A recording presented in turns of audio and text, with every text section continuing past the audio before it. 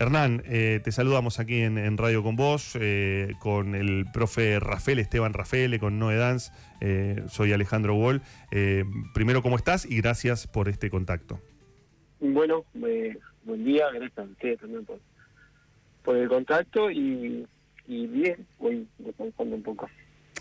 ¿Cómo está la situación de lo que vas conociendo? Me imagino que más allá de tu descanso merecido, debes estar en contacto con colegas, con compañeros. ¿Cómo es la situación hoy? Porque estamos viendo, por supuesto, lo que pasa en Cholila, en Esquel, digamos, cómo se desarrolla el fuego por estas horas. Mira, hoy amaneció lloviendo, llovió un poquito más en la noche, pero bueno, la lluvia es débil. Yo mañana hablé con compañeros, digamos, que están en el incendio, porque el incendio también es un incendio muy grande, digamos, la diferencia de los sectores es de kilómetros, entonces las condiciones cambian de un punto a otro, pero bueno, en la general, digamos, lo que hay es solamente una llovizna que ayuda, digamos, al ambiente de trabajo, pero un poco los frentes, digamos, continúan activos, ¿no? Así que es un poco el panorama y la complejidad, digamos, que venimos haciendo hace 40 y pico de días, que bueno, es un poco todo. La idea central, digamos, sería detener el avance, pero es complejo. ¿Cuántos focos hoy hay, digo, si es que se puede establecer porque creo que debe haber más frentes incluso de ataque a ese fuego? Claro. No, tal cual, hay varios frentes. Focos, digamos, nosotros a lo mejor lo tratamos de individualizar como algún punto neurálgico central, pero lo que hay son frentes de fuego que bueno, para esquematizar, digamos, es como que el fuego, por ejemplo, en el parque se desarrolló desde la zona centro y fue hacia el sur, y fue hacia el norte, y fue hacia el este. Entonces, aproximadamente en el parque tenemos como 4 o 5 frentes, que bueno, eso hay que dimensionarlo, ¿no?, en la topografía y demás, y que hace que bueno, sea bastante grande, digamos, la necesidad de recursos también. Y después del otro lado, Cholila, digamos, la que está la ciudad más compleja, que bueno, tiene de un lado el frente del Parque Nacional y del otro el frente de Puyén, ¿no?, que también es un incendio de grande proporción. Hernán, te habla Noelia. ¿Nos podrías contar un poco en qué condiciones están trabajando? Entiendo que es un trabajo bastante riesgoso y también cómo están los salarios, si tienen el equipamiento suficiente y demás. Mira, nosotros el trabajo, digamos, es, bueno, un poco no han visto imágenes, digamos, pero las jornadas son largas, las jornadas empiezan a las 7 de la mañana, 7 de la tarde, en tanto y en cuanto, digamos, esté estable el incendio. Si hubiera un tipo de situación más crítica también, de algún modo nos movemos y seguimos trabajando como si fuera el primer día, pero bueno, por ese lado van las jornadas que son así. El riesgo tiene que ver con el fuego, con el calor, con la montaña en sí, digamos, con la caída de piedra, árboles y demás, y esas son un poco las condiciones generales. Ahí, después, lo que son materiales más o menos están garantizados, y nosotros lo que hacemos foco, digamos, hoy en día para poner en discusión con la sociedad y también con las propias autoridades, tiene que ver con un reclamo salarial. Hoy un combatiente inicial está en 860.000 pesos en Patagonia, esto porque estamos cobrando las zonas desfavorables, pero si vos te pasás a la zona centro del país, que incluso son combatientes, hoy hay combatientes del norte que están viniendo acá, y el salario de un combatiente inicial son 600.000 pesos. Este es un punto central que queremos marcar, la necesidad de la recomposición salarial, que los agradecimientos, digamos, que son virtuales en torno a las autoridades, digamos, creemos que tienen la posibilidad de transformar eso en una cuestión material concreta que mejore nuestras condiciones, y que es solamente de voluntad política, digamos, no, acá no hay que hacer ninguna foto, nada, solamente cambiar nuestra situación, que es crítica, que favorece el pluriempleo, que vacía el sistema, porque nosotros tenemos compañeros con años de experiencia, digamos, que se van porque el salario no alcanza, porque eso es una de las situaciones críticas.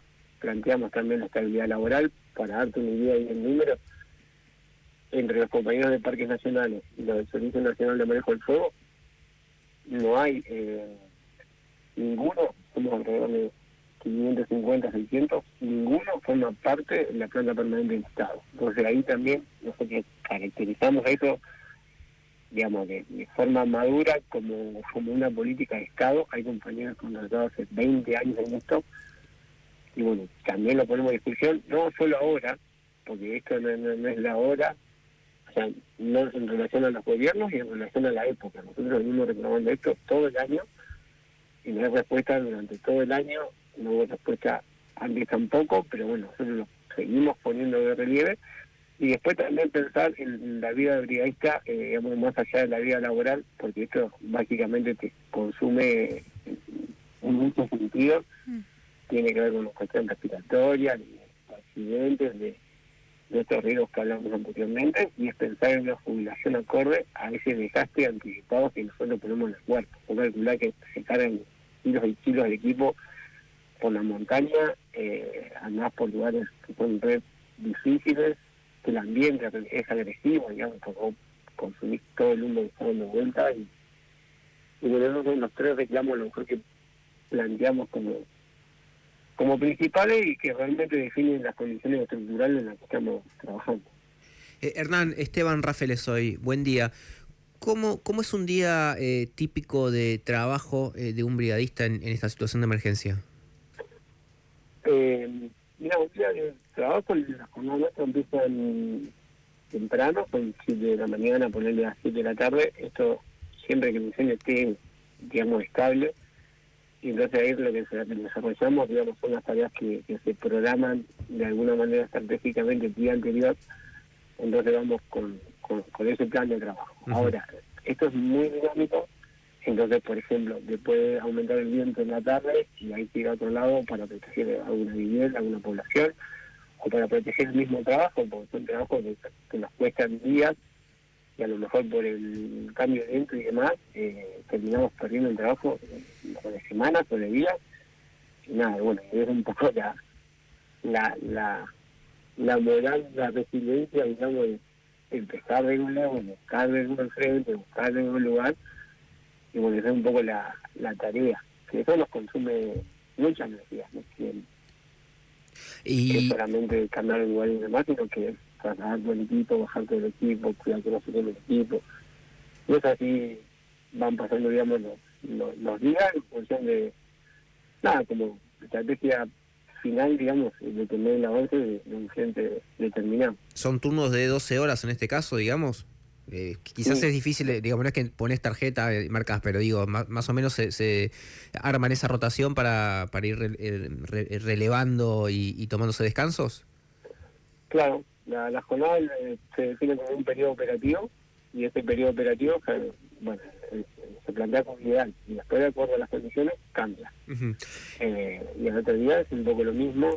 Los primeros días hemos trabajado cerca de 10 días seguidos, digamos que es más o menos lo que tenemos diagramado también en un convenio colectivo nuestro, que bueno, un poco define el aguante del cuerpo en esos 10 días, y después cambiamos empezamos con una rotación de franco más normal, que viene a ser 5 por 2, por ejemplo.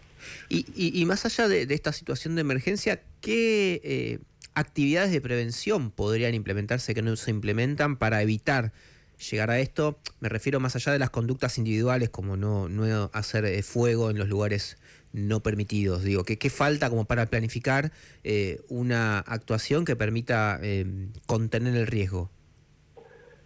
Mira, es que yo creo que hay una inteligencia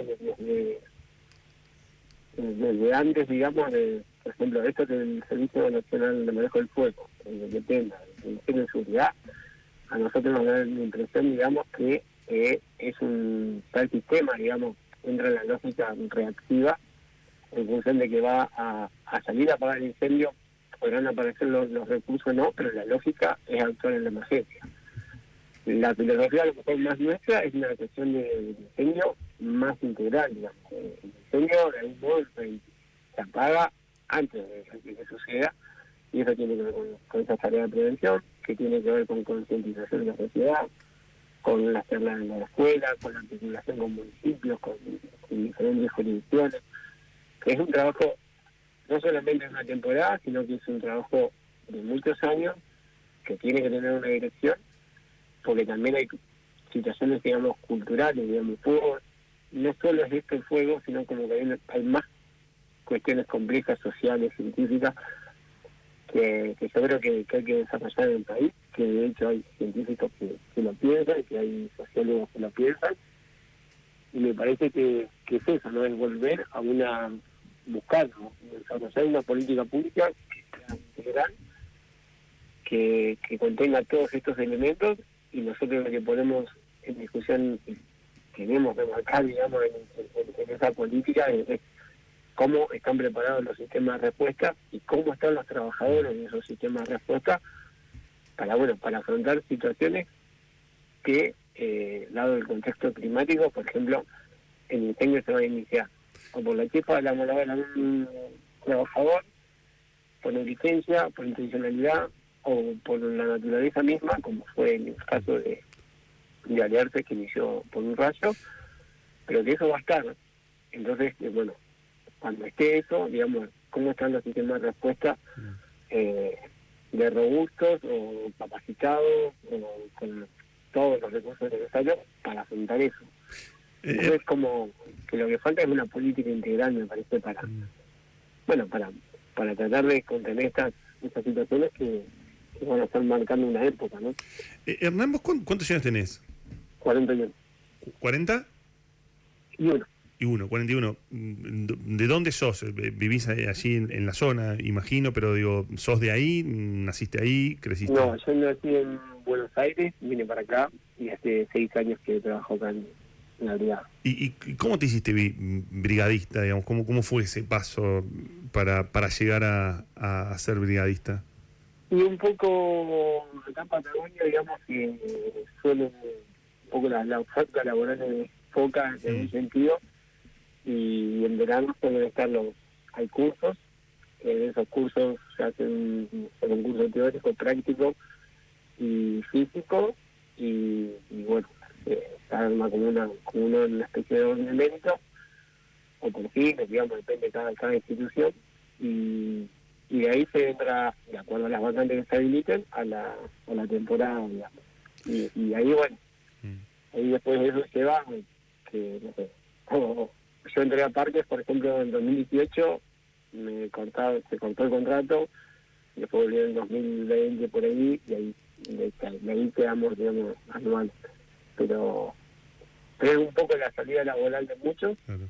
Pero lo que sí tiene, digamos, de apasionante la actividad, por un lado es todo lo que falta desarrollar, todo lo que falta pensar y hacer, y por el otro lado más personal, no sé, yo lo veo como un aporte, digamos, que tiene que ver con cuidar lo que es de todo, que tiene que ver con la relación con la naturaleza, con el bosque, que yo creo que es reconfortante en ambos sentidos, lo profesional, lo personal, y también como el planteo más social de que se reconozca esta actividad como algo profesional que necesita también, no socialmente, porque socialmente está reconocido, pero sí por parte de las autoridades, que se reconozca esto como algo básicamente esencial, ¿no?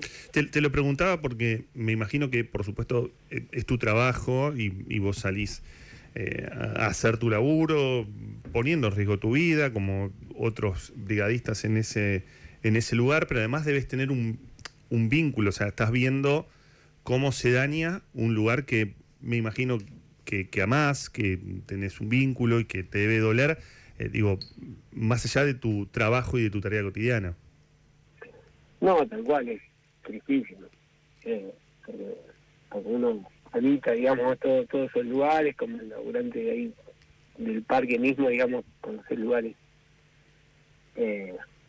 vírgenes, y hoy lamentablemente está todo afectado, ¿viste? Así que yo creo que sí es tristísimo. De hecho, de algún modo también ciertas situaciones nos golpean más por lo emocional que por lo físico, así que sí está presente eso.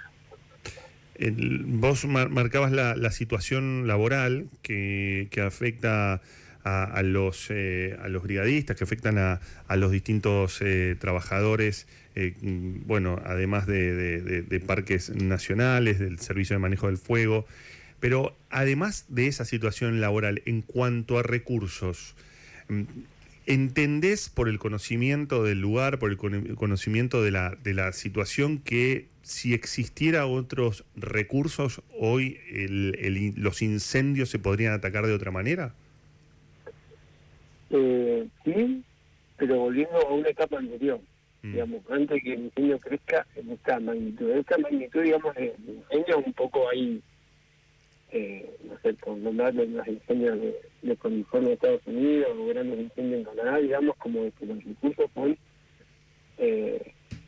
no sé, prácticamente infinitos, digamos, la necesidad de recursos para afrontar estos frentes de fuego que tienen kilómetros. O sea, es todo muy grande.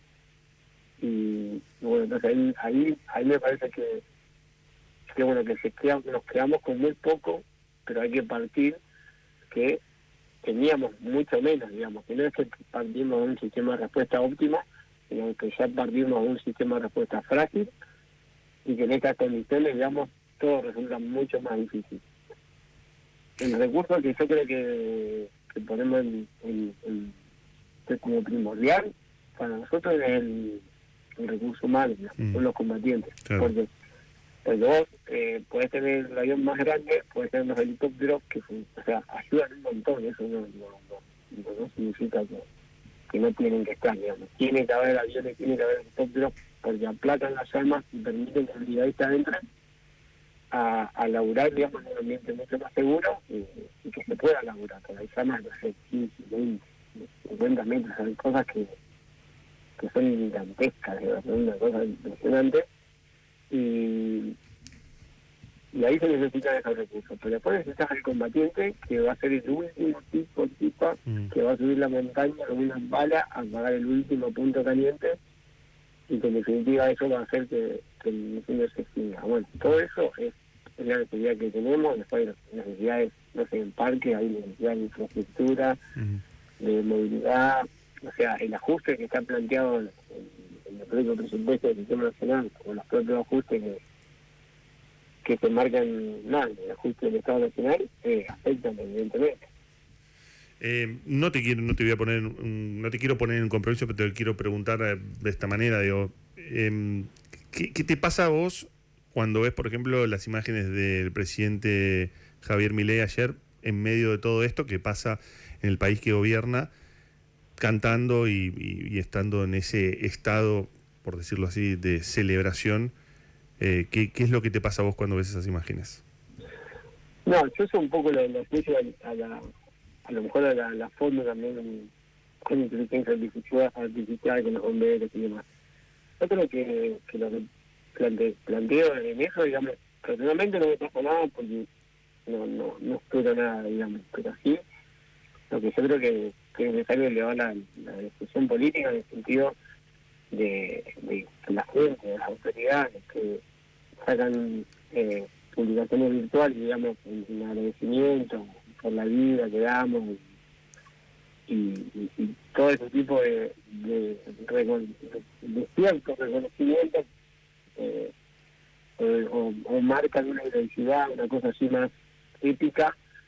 Yo lo que tengo para decir ahí es, digamos, que ellos son los que tienen la oportunidad de que nosotros nos cambien las condiciones materiales, que es lo que necesitamos, no como un lujo, sino como algo esencial. O sea, es pedir llegar a fin de mes, es pedir tener algún tipo de proyección en la vida nuestra, y que nos sirve a nosotros, digamos, porque nos da un poco de dignidad que necesitamos mínimo para llevar adelante las tareas estas, y que también es para el propio sistema, digamos, porque no se puede pretender combatir o tener gente voluntariamente todo el tiempo, digamos, para cubrir algo que debería estar garantizado por el Estado, por el gobierno, así como se garantizan los aumentos del 90% para funcionarios de alto nivel. Bueno, lo miren un poco para abajo, que hay una necesidad urgente, que damos la vida, que no estamos sentados en Buenos Aires con un aire acondicionado, sino que es una situación riesgosa, donde se entrega mucho, donde hay mucho sacrificio, y que el salario nuestro es indiscutible, digamos, en función de que no se puede cobrar lo que estamos cobrando, y que necesitamos que esas cuestiones virtuales y demás pasen a una situación más concreta, que no significa tampoco ni la foto ni nada por el estilo, sino háganlo, mejoren las condiciones porque tienen la posibilidad de hacerlo, tienen todos los recursos necesarios para hacerlo, y es un poco, me parece a mí, la responsabilidad de los que ejercen, ¿no? Y las autoridades más altas de todo esto. Hernán Mondino, brigadista. Hernán, gracias por esta conversación y sobre todo por el trabajo que haces vos, que hacen tus compañeros y que se desarrolla allí, y esperemos que pueda encontrarse el cauce a esto. Bueno, les agradezco el contacto y la preocupación. Un abrazo grande.